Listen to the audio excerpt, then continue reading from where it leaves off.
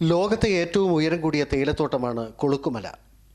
തേയിലത്തോട്ടങ്ങൾക്ക് മുകളിലായി സമുദ്രനിരപ്പിൽ നിന്നും 7130 അടി ഉയരത്തിൽ മാനം മുട്ടി നിൽക്കുന്ന കൊളുക്കുമല സാഹസിക യാത്ര നടത്തിയെത്തുന്ന സഞ്ചാരികൾക്ക് വിസ്മയ കാഴ്ചയാണ്.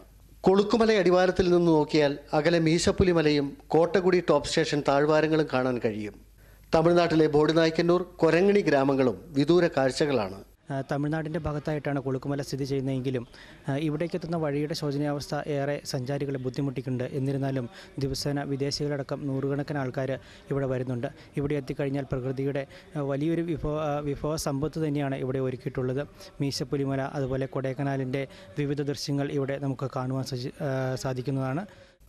ബോഡിനായ്ക്കന്നൂരിലെ കോട്ടകുടി പ്ലാന്റേഷന്റെ അധീനതയിൽ 1930 ആരംഭിച്ച കൊളുക്കുമല തേയിലത്തോട്ടവും ഫാക്ടറിയും സഞ്ചാരികൾക്ക് സന്ദർശിക്കാം. കീടനാശിനികൾ പ്രയോഗിക്കാത്ത കൊളുക്കുമല തേയില വിളയുന്നത് ഹരിതാഭമായ ഈ താഴ്വാര ഭൂമികയിലാണ്. ഫാക്ടറിക്ക് സമീപത്തെ ടീ സ്റ്റാളിലെത്തുന്നവർക്ക് കൊളുക്കുമല ചായ ആസ്വദിക്കാനും കഴിയും. കുളിര് നിറഞ്ഞ കൊളുക്കുമലയിലെ അന്തരീക്ഷം സഞ്ചാരികൾക്ക് ഹരം പകരും.